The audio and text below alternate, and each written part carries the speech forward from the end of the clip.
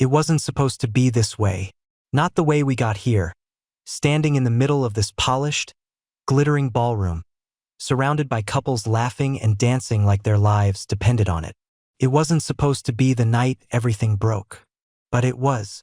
I should have seen the signs earlier. In her eyes, the way they started to look at me like I was no longer her world, but some old photograph she kept on a shelf.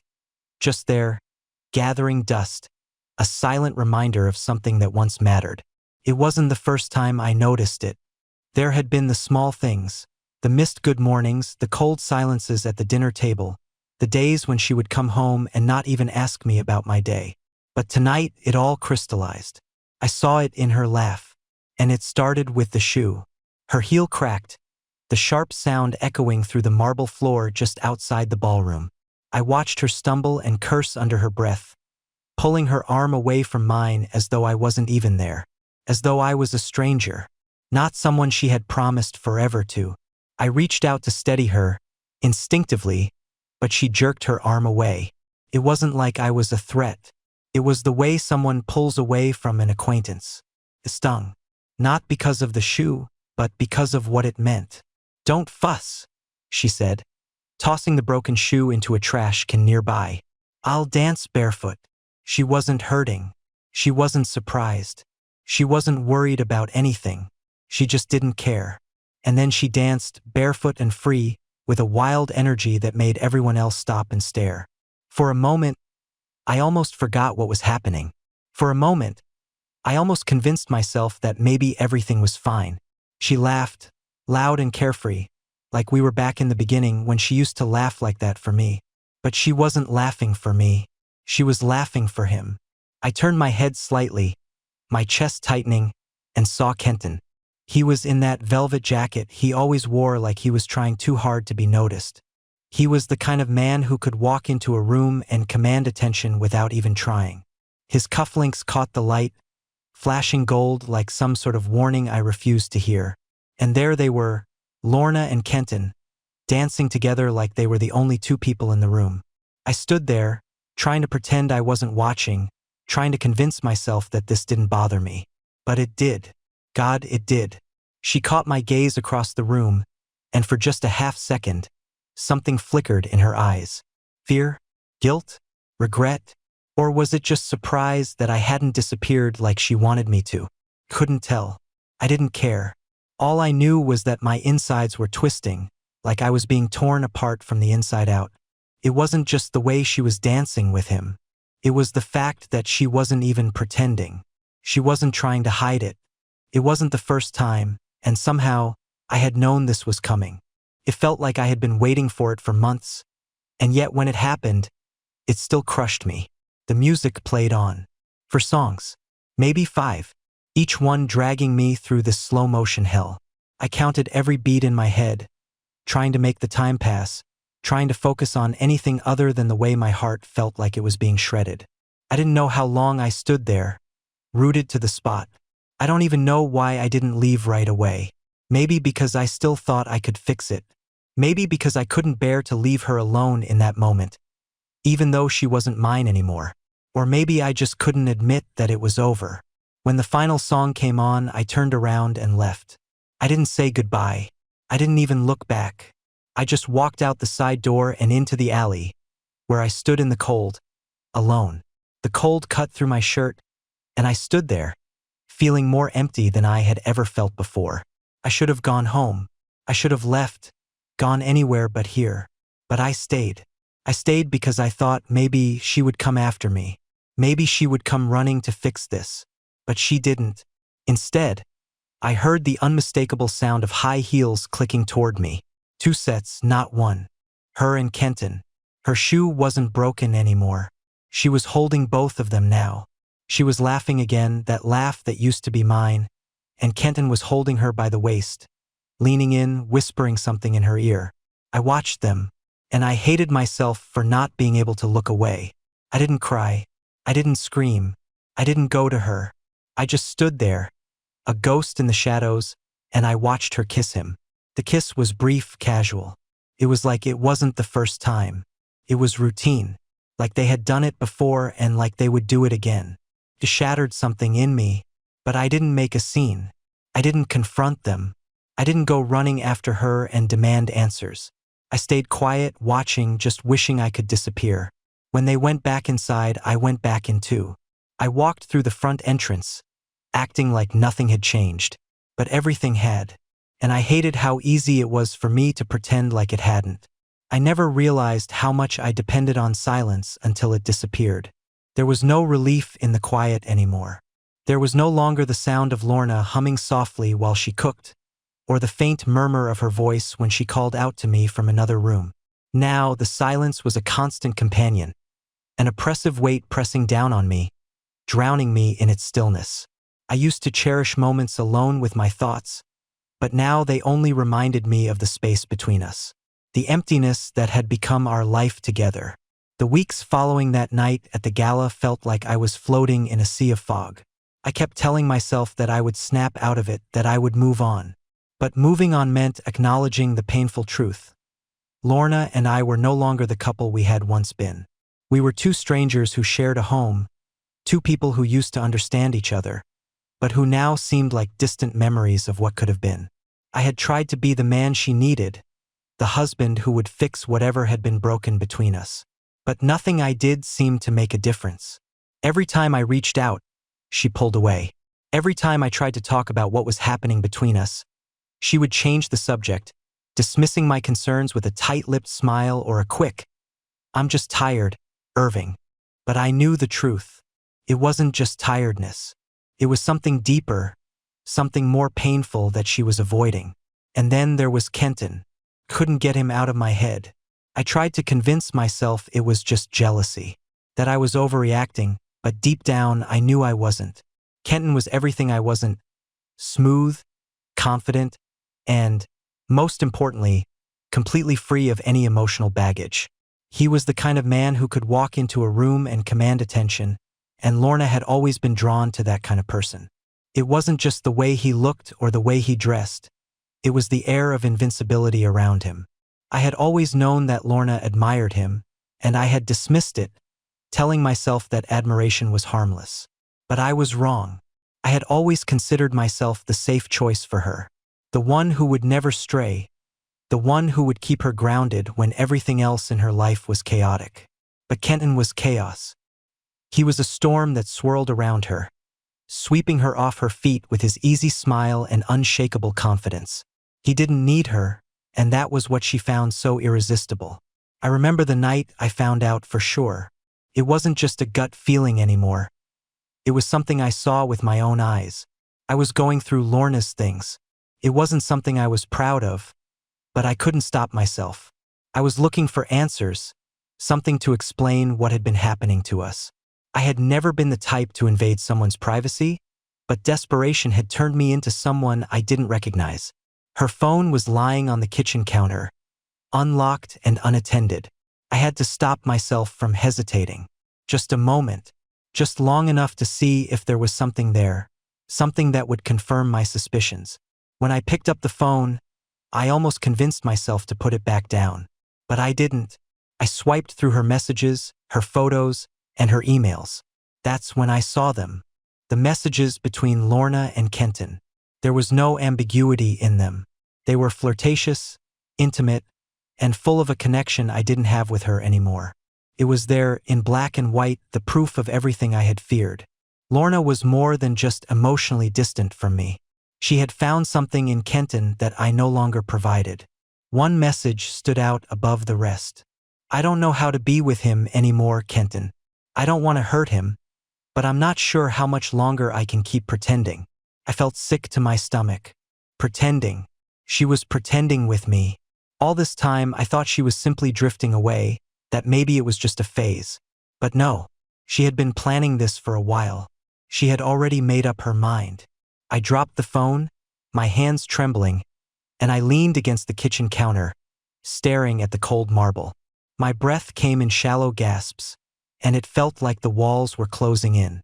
I had been living a lie that had been built on shared memories and promises of forever. But those promises meant nothing now. Lorna wasn't the woman I had married. She wasn't the woman I thought I knew. The sound of footsteps behind me made me freeze. "Are you going through my things?" Lorna's voice was cold, detached, like it wasn't even her. I didn't turn around. Couldn't. I was paralyzed. The guilt weighed so heavily on me that I could barely breathe. "Lorna."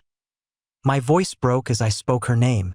There was a long pause before she spoke again. "I didn't mean for it to happen this way. I never wanted to hurt you." I finally turned around to face her. There were no tears in her eyes, no signs of regret. She looked at me like she had already made her peace with everything. I wanted to scream. I wanted to demand why she couldn't just tell me the truth, why she had to let it go on for so long. But I didn't. I stood there, numb, as the weight of it all settled into my bones. "I know," I said, my voice barely a whisper. "I know." There was nothing more to say. The days that followed were a blur. I tried to act normal, to play the part of a husband who hadn't just been betrayed. But nothing felt normal. Not the way she looked at me like I was a stranger. Not the way she avoided touching me. Not the way she was always on her phone, texting Kenton in secret. I tried to talk to her about it, to find some resolution, but it was like talking to a wall. She had made up her mind. And I knew that, deep down, there was nothing I could do to fix it. The real turning point came one night, a week after the discovery. I came home to find Lorna sitting on the couch, staring at the television but not really watching it. She didn't even look up when I walked in. "Lorna," I said, trying to sound calm, trying to keep the emotion out of my voice. "We need to talk." She didn't respond. "I know about you and Kenton," I added, my throat tight. Her silence was deafening. "You've been lying to me for months. Why didn't you just tell me?" I asked, frustration building in my chest. Finally, she spoke, her voice flat. "Because I didn't want to hurt you." "Well, you did," I snapped, the words coming out sharper than I intended. "You hurt me more than I ever thought possible." She stood up then, her back to me, her arms crossed over her chest. She was so cold, so distant. "I'm sorry," she said. But there was no emotion in her words, just emptiness. "You don't have to apologize," I said bitterly. "You've already made your choice." There was nothing left to say. I turned away, heading for the door. The truth was, I wasn't angry anymore. I wasn't sad. I was numb. I didn't want to be here. I didn't want to be with her. "I'm leaving," I said over my shoulder. She didn't stop me. When I left that night, I didn't know where to go. My feet carried me without thought, just away from the apartment, away from her, away from everything that had just shattered. The city lights blurred as I walked, my mind spiraling in every direction. It wasn't anger driving me. It was emptiness. I ended up at a cheap hotel on the other side of town. The kind of place where the sheets smelled faintly of bleach and the TV only picked up 3 channels. I dropped my bag on the floor, collapsed on the bed fully clothed, and stared at the ceiling for hours. I kept hearing her voice in my head. "Because I didn't want to hurt you." What a cruel thing to say. As if hiding the truth was some kind of mercy. As if keeping me in the dark about her affair was her way of protecting me. It wasn't mercy. It was cowardice. The first few nights were the hardest. I'd wake up in a panic, reaching for her out of habit, only to find the bed cold and empty. I'd sit there in the dim light, my chest aching, trying to remember what it felt like to fall asleep beside her. I tried to remind myself that I wasn't losing her. Not really. I had lost her months ago. Tonight was just the first time I admitted it. A week passed before I called my best friend, Sam. He was one of the few people I trusted enough to tell the truth. We met at a diner we used to go to in college. The smell of fried food and coffee hit me as I walked in, a strange comfort against the storm in my chest. Sam was already at a booth in the corner, nursing a cup of coffee. When he saw me, he gave me that half smile he always had, the kind that said he already knew everything without me saying a word. "You look like hell," he said, motioning for me to sit.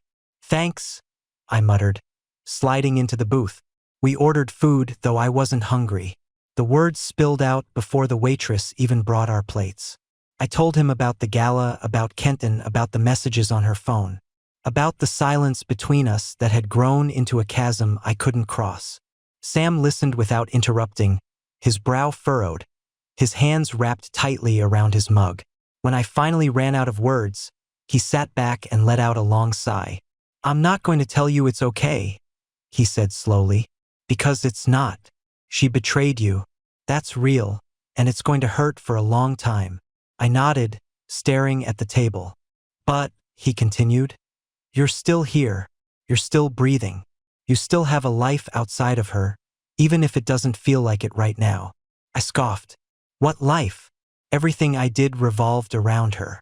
Every plan I had, every dream, it was all about us. And now there's no us. "Then it's time to start over," Sam said firmly. "You don't have to figure it out today or tomorrow, but you've got to start."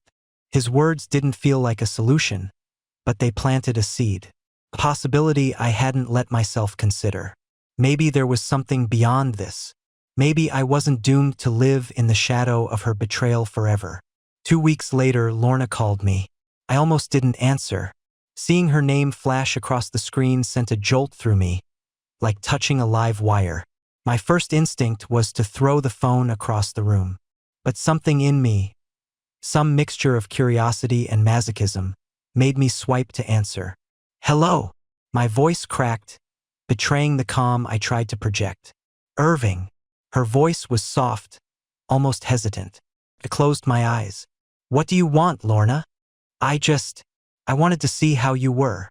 I laughed bitterly. "You wanted to see how I was? After everything?" "I know you hate me," she said quickly, "and you have every right to, but I never stopped caring about you. I never wanted it to end this way." Her words twisted the knife in my chest. "Then why did it?" There was a long pause. "Because I changed," she whispered. "And you didn't." For a moment, I couldn't breathe. She had said the quiet truth out loud. The thing I had been too afraid to admit. We weren't the same people we had been when we married. Somewhere along the way, we had drifted in different directions. I had been clinging to the memory of us, while she had already let go. "I don't hate you," I said finally. "I wish I did. It would be easier." "I'm sorry," she said, her voice breaking. We sat in silence, the kind that carried the weight of every unsaid word. Then I hung up. I didn't hear from her again after that, and maybe that was for the best. I started to rebuild my life in small ways. I signed up for a photography class, something I had always wanted to try but never had the time for. I reconnected with old friends I had pushed aside during my marriage.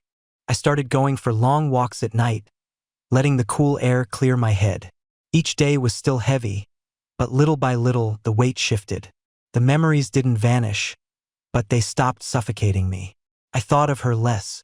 Not never, but less. One night, months later, I walked past the ballroom where it all fell apart. The place was lit up again, music drifting out into the street. I stopped, watching couples spin across the polished floor through the tall windows. For a moment, I felt the familiar ache in my chest. But then I turned and walked away, because the truth was, I didn't belong there anymore. And that was okay.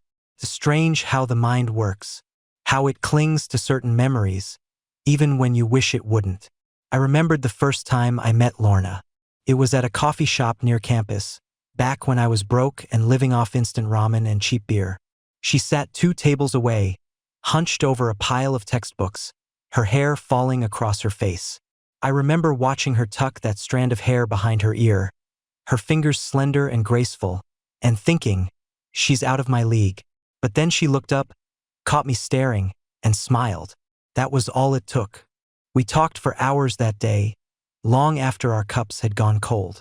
She told me about her dreams of becoming a journalist, of traveling the world and writing about things that mattered.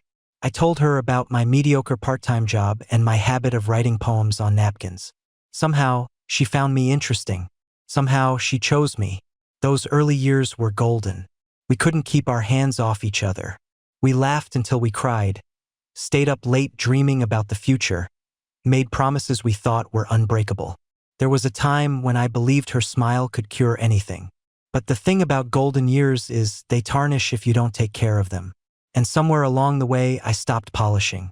Life after Lorna was quieter, sometimes painfully so, but in the silence, I found pieces of myself I had long forgotten. I bought a used camera with my savings and started taking photographs of the city. At first, the pictures were shaky, clumsy, nothing more than blurry snapshots. But over time, I got better. I found beauty in small things, the reflection of neon lights on rain-soaked pavement, the way an old man's hands trembled as he fed pigeons in the park, the quiet dignity of strangers going about their lives. Photography gave me something I hadn't felt in months: purpose. There were nights when I still drank too much, nights when the loneliness pressed down on me so hard I thought I might suffocate. But then I'd wake up, pick up the camera, and force myself outside. The act of noticing, of framing the world through a lens, reminded me that there was more to life than my grief. I wasn't healed. Not yet. Maybe not ever. But I was moving, and that was something. It was almost 6 months later when I saw her again. I was at the farmer's market downtown, camera slung over my shoulder, when I caught sight of her by the flower stall. She hadn't seen me yet, and for a moment I just stood there, watching. She looked the same, yet different. Her hair was shorter, curled neatly around her face. She wore a yellow dress that made her stand out like sunlight against the dull September sky. And beside her, of course, was Kenton. His hand rested casually on her lower back as he leaned in to say something that made her laugh. That laugh. God, I hadn't heard it in so long. It hit me like a punch to the chest. For a brief, reckless second, I thought about walking up to her, about saying hello, pretending we were just two old friends crossing paths. But then she turned, and her eyes met mine. The smile faded from her face. Her lips parted slightly, as if she might say something. But she didn't. Neither of us moved. We just stood there, frozen in that moment, caught between the life we had shared and the life she was living now. Then Kenton said something, and she turned back to him. Just like that, she was gone. I walked away before she could look back. That night, I sat on my balcony, staring at the city lights. The air was cool, carrying the faint scent of rain. I thought about all the promises we had made, all the dreams we had shared, all the ways we had failed each other. For the first time, I didn't feel anger. I didn't feel jealousy. I just felt tired. I picked up my phone, scrolled through old photos of us, and then deleted them. Not out of spite, but because holding on to them felt like holding on to smoke. They weren't real anymore. They were just echoes of something that no longer existed. I whispered her name one last time, soft enough that only the night could hear it. Then I put the phone down and picked up my camera. I pointed the lens toward the horizon, where the city lights blurred into the sky, and pressed the shutter. The photo came out imperfect, slightly out of focus, the colors bleeding together. But I kept it, because life isn't perfect. It's messy, blurry, and sometimes it breaks your heart. And yet, even in the mess, there's beauty. I don't know if I'll ever love again. Maybe I will. Maybe I won't. But I do know this: I survived losing her. And sometimes survival is enough. The last time I saw her, she was laughing with someone else. And for the first time, I didn't wish she was laughing with me.